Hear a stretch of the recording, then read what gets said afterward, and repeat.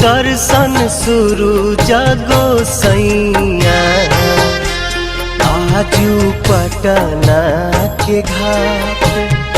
बरती पहोखिना सहैया निहारे नैना राउर बाट दिही दर्शन शुरू जागो सैया आजू आरा के घाट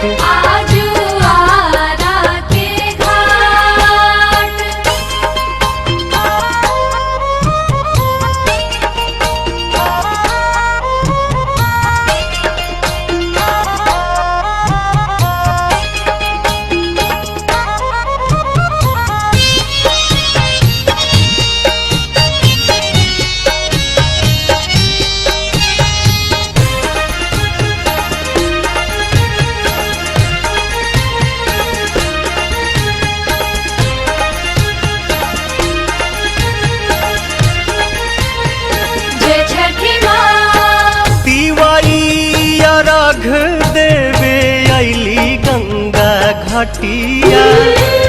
रौए तरस के बेकल बाटे अखिया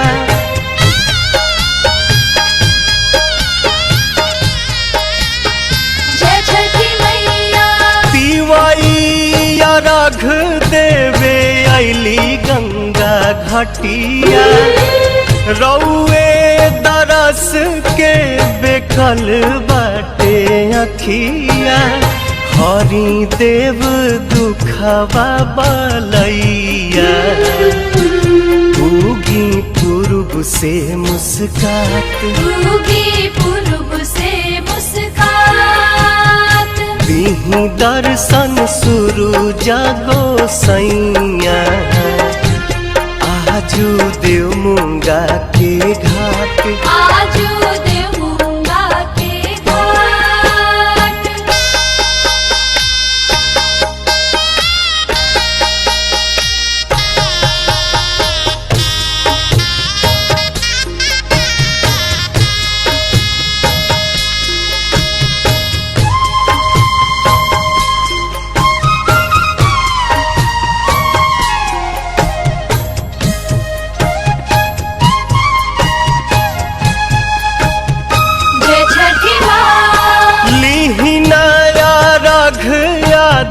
दिही आशीर्वाद जी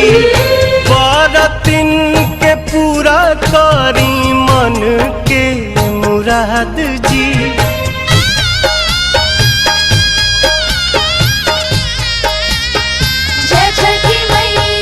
लिहिना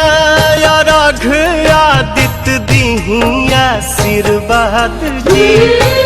बरतिन के पूरा करी मन के मुराद जी पवन गोविंद परेले पैया दर्शन दिही साक छात दिही दर्शन शुरू जागो सैया आजू बगसर के घाट